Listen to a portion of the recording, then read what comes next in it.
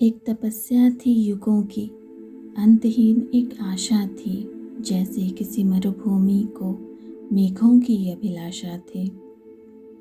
समय वेगनित अविरल अनवरत एक इच्छा थी, दूर कहीं एक शिला को मुक्ति की प्रतीक्षा थी।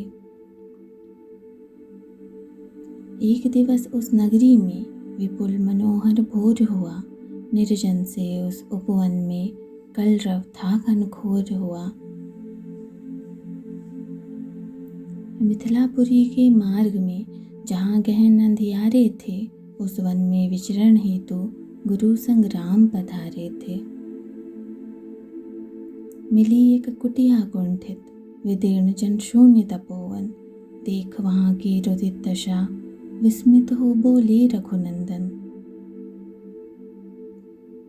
ना ही पक्षी ना ही जीव, कैसा विचित्र स्थान है, बस ये तुलसी है जीवंत, बाकी सब निष्प्राण है।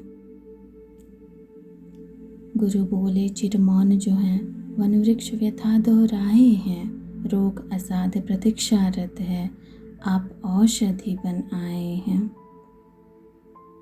छिन्न भिन्न इस उपवन में प्रकोप क्रोध का दिखता है, एक नारी मनोहारी का दुर्भाग्य यहाँ पर रहता है।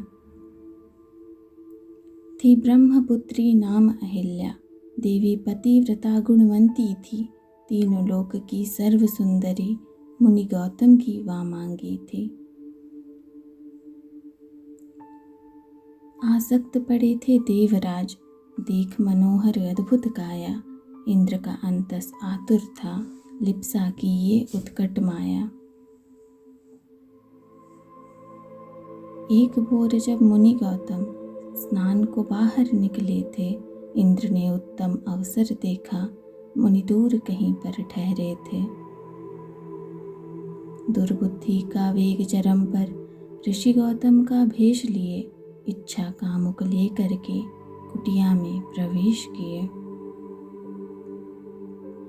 शुदा इंद्र की हुई सफल, कपट अहिल्या जानी ना, कौन पति रूप में आए थे, बहरूपी को पहचानी न।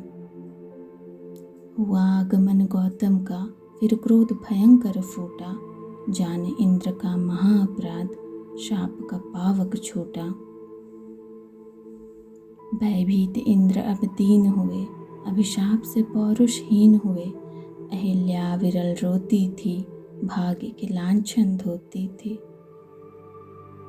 धधक रही थी ज्वाला उर में, ऋषि ने निर्मम त्रास किए, क्रोधावेश में आकर मुनिवर अहिल्या को भी श्राप दिए। विश्वास को आघात हुआ, दृष्टि से ओझल हो जाओ, पर पुरुष को भांप न पाई, जाओ पत्थर हो जाओ। हुई कपट का आहार भी, उस पर शाप का कुठार भी, ये कथा है उसी विलाप की, ये कथा है उसी पुकार की। बोध हुआ गौतम को फिर, निष्पाप को अभिशाप दिया, शिला बनी थी एक स्वरूपा, ऋषि को पश्चाताप हुआ। बोले जिस दिन भी कोई स्पर्श दिव्य तुम पाओगी, मुक्त हो इस मूर्त शिला से, पुनः स्वरूप में आओगी। यह पत्थर उसकी काया, तुलसी में प्राण बसे हैं, तब से यह पाषाण शिला, राम तुम्हारी राह तके हैं। निकट गए तब दीन दयाल, पाषाण शिला में प्राण भरे, बड़ी पुरातन एक पीड़ा को चरण स्पर्श से विराम दिए। जीवंत हुई एक करुण कथा, प्रभु करुणा कर रघुनंदन से, मुक्त हुई एक कोमल काया, कठोर काल के बंधन से।